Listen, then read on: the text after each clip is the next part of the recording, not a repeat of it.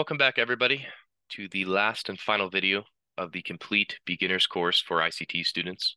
So this video, we're going to go over risk management and psychology. So throughout the entire course, I've gone over a lot of technicals and things that you can look for in the market, but this is the most important part of trading, because if you can get this right, it does not matter what you trade, you can become successful. Risk management and psychology are the #1 priority things that you should be looking for in your trading. And I can't encapsulate everything inside of this video. I'm going to give you some recommendations and some tips and things that will help you. But if I could go back in time and tell my younger self, this is the main focus I would focus on. The best traders out there and the most successful are exceptionally well at managing their risk and managing their own psychology. So let's go into the first slide here. Introduction to risk management. What is risk management? Risk management refers to the process of identifying, assessing, and controlling potential risks in order to minimize losses and protect investments. It involves making informed decisions about how much risk to take on and implementing strategies to mitigate those risks. In trading, risk management is crucial as it helps traders protect their capital and avoid significant losses. It includes factors such as determining position sizes, setting stop-loss orders, and managing emotions during trades. Effective risk management is essential for long-term success in trading. So again, to reiterate, risk management is the #1 priority. You want to make sure that you are protecting your capital, you're minimizing your losses, and you're maximizing your profits. So what is good risk management? There's certain industry standards and plans and things that you will find out throughout your career that you may personally like. I'm going to give an industry standard and something that I personally use that will help you get you off to the right foot. So good risk management, it depends on the individual itself, but an industry standard is risking anywhere between 0.5, 0.5%, or 1% of the initial starting balance. So for an example, if you have a starting balance of $10,000, you want to be risking anywhere between $50 to $100. So that is 0.5% of $10,000 or 1% of $10,000. Because if you look at it in splitting your entire account up, it would take you, if you're doing 1% risk, if you lost 100 trades in a row without winning one trade, it would take you 100 trades to lose the entire account. On 0.5%, it would take you about 200 trades, 200 losses in a row to blow the entire account. So you can adjust the risk for whatever you prefer, whatever your risk appetite is, but this is the industry standard.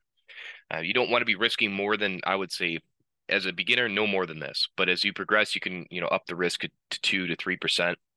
Basically, you want to divide the starting balance up to see, okay, if I can get, 50 trades in a row or 100 trades in a row, if I was able to take 100 trades of losses, I mean, that's pretty significant. That means that obviously you're doing something wrong.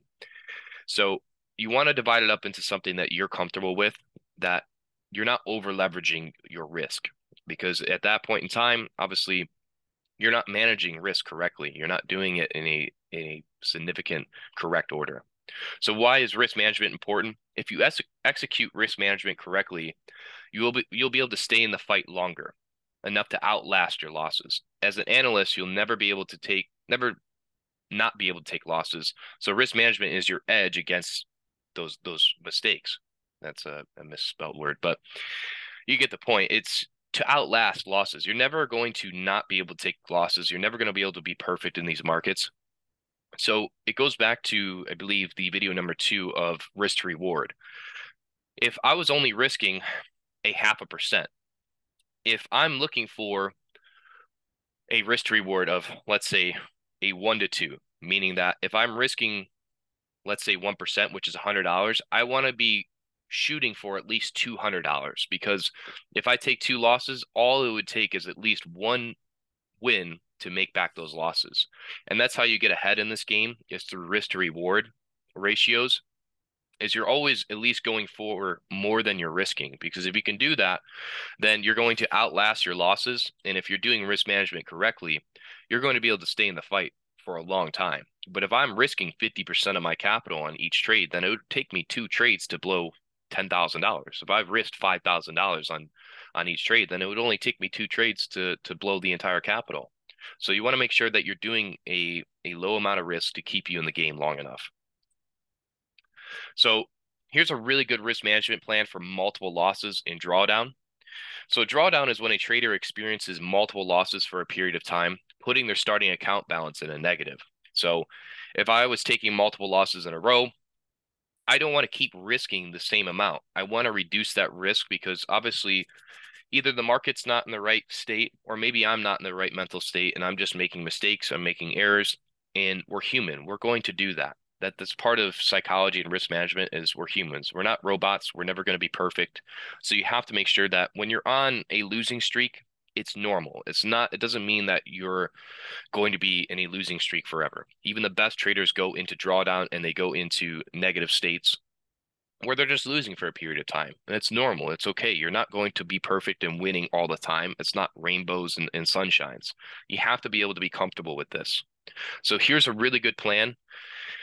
Let's say you have a starting balance of $100,000 or $10,000. Your first loss, you're risking 1%. You lose that. Immediately, if you lose that trade, you cut the loss down to, let's say, 0.5%. So now I'm risking $50. If I lose that again, then I can either stay with that risk or I can cut it down again to 0.25%. So I'm only risking $25 now. So do you see how I'm not upping my risk, I'm reducing my risk? Because if I do that, again, it's keeping me in the fight longer. The goal of the strategy is to reduce your risk in half every time you take a loss and aim to make back at least half of the previous loss.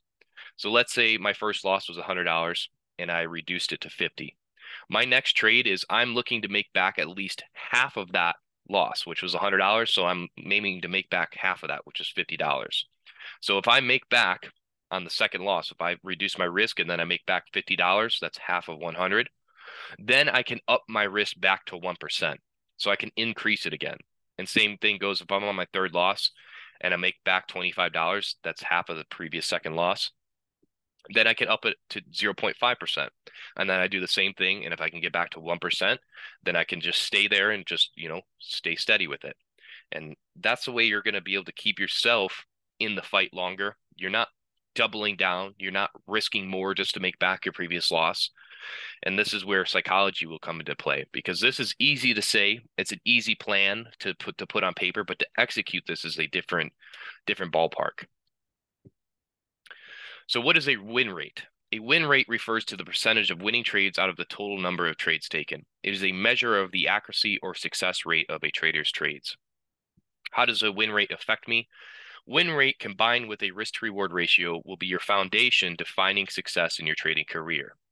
So if you look at the bottom here, you have risk, reward, and then break-even win percent. So your win rate percentage is obviously how much you're winning out of your losses. So you can have a 50% win rate. You can even have a very low win rate, meaning you're not winning a lot of trades. But if your risk to reward ratio is good and your risk management is good, you can be very, very good. So let's say here, I'm risking $100 to make $100. So at a 50% win rate, I'm only winning 50 out of 100 trades. Let's say I'm only winning 50 of them. I'm basically break even. At a 1 to 2, let's say I'm risking $100 to make $200.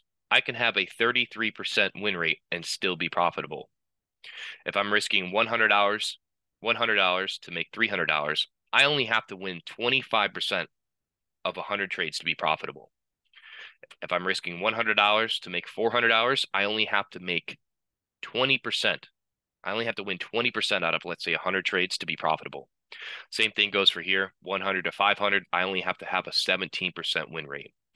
So all of these, as you get, higher up, these are harder to hit. You're not going to be hitting a 1 to 10 very often. Mainly, you're going to be aiming for a 1 to 2, a 1 to 1, or a 1 to 3. Those are the main ones you're going to be looking for. And again, you don't have to have a high win rate. You don't have to be winning a lot to be able to make money. And even in here, this is an example of how I could be risking $200 to make 100, and I would have to hit 67% of the trades in a winning fashion to be profitable, which is difficult, but you can still see, even with trading, if you do the numbers correctly, you could be risking more than you're winning and still be profitable. Again, I could be risking $300 to make 100, and I would have to win 75% of the trades to be profitable. So again, you don't want to be in this area. This is very advanced and experienced, and even the best traders don't do this. But it's an example of how if you work the numbers out, you can still be in a profitable position. If you do the numbers, you do the math correctly, trading can be very, very successful. And this is where mathematics and understanding variables and probabilities and time, if you play them out correctly, you can be profitable with any strategy. So, introduction to trading psychology. What is trading psychology? Trading psychology refers to the emotions and mental states that help dictate success or failure in trading. Trading psychology represents various aspects of an individual's character and behaviors that influence their trading actions. So, individual psychology. Trading psychology can encapsulate many different areas, but here are some of the common mistakes and emotions that will arise throughout your career. So, as a trader, you have about, I would say, 5 common emotions that come up, which would be greed, fear, anger, patience, and maybe one other. But for the most part, I want to go over these 2 that are the most common, which is greed.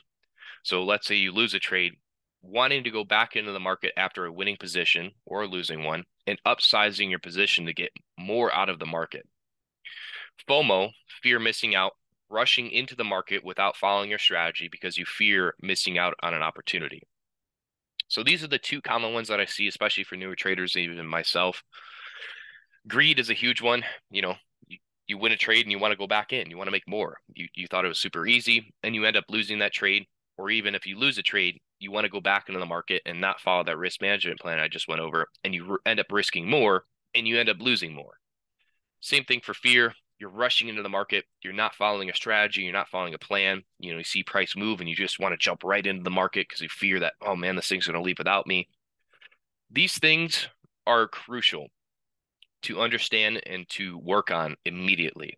And you're not going to know which one is probably the most prominent in your trading and in your own person, your own character. Each of us have different things that are going to point out more. So you have to journal that and see, which one you need to work on. So improving your psychology. There are multiple ways to improve your own psychology. Firstly, going through trials and tribulations, aka losses, and figuring out your own unique pitfalls and struggles that you will face individually. Again, as your own individual, you're going to have own unique things that are unique to yourself. We're not all the same across the board. So you have to figure out what you're facing personally. We all will. There's no exception to the rule. You're not going to be an all-star and just come in here and not be able to face your own demons and your own things that you're going to fight. It sucks. I'm telling you that this is the hard reality of trading, is you're going to have to fight with yourself a lot. There's a lot of things that you have to figure out yourself. Secondly, this is huge. This is massive. If you can start this right away, I'd recommend it. Having a personal journal where you record and report every day what happened in the market and where you personally excelled or also fell short. So if you're able to journal right away, seeing what the market did that day and then what you did personally. If you did well, record that, see what you could have done better. And even if you fell short, don't be too harsh on yourself. That's one thing I could go back in time and tell myself is don't be super hard on yourself. Don't criticize yourself. Be very supporting. Be like your biggest cheerleader, because that is going to manifest itself inside of trading. If you're very negative, you're going to see that recurring loop of being very negative. You want to support yourself. You want to be your biggest cheerleader. You don't want to, overly criticize. So thirdly is seeking out a third-party source. YouTube videos, there's plenty of them out there. Books, podcasts, anything that is trading psychology related is going to help you. Here's some sources that really, really helped me. Firstly is The Mental Game of Trading, the author by Jared Tindler. This book, hands down, is the best book I've ever read in terms of trading psychology. It is very advanced. If you're new, I wouldn't recommend reading it right away if you have no prior experience in trading, because it may go over your head. But as you advance, I definitely would journal this down and keep it in the back of your mind. The first book I would get And the first book I did read was Trading in the Zone by Mark Douglas. This book is fantastic, especially for newer traders. It's the first one I would pick up on Amazon or anywhere you can pick it up. Even on YouTube, I believe there's an audio version for free. Start listening to that and start understanding, what psychology is all about.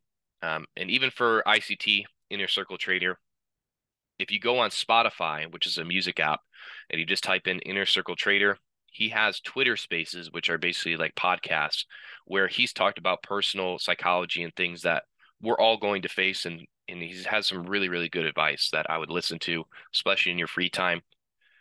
Again, psychology is the number one thing that we're all going to face, and it's the determination between success and failure. It does not matter your system, your strategy, whatever you use. It's the person who is in control that's going to dictate whether this becomes a success or a failure.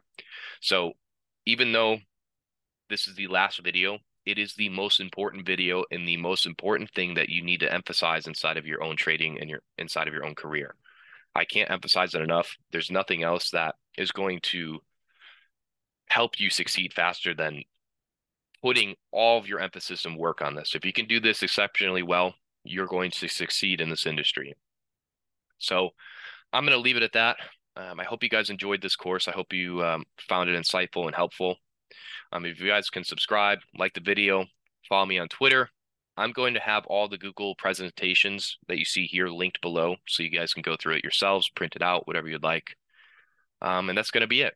So until next time, good luck and good trading, everybody.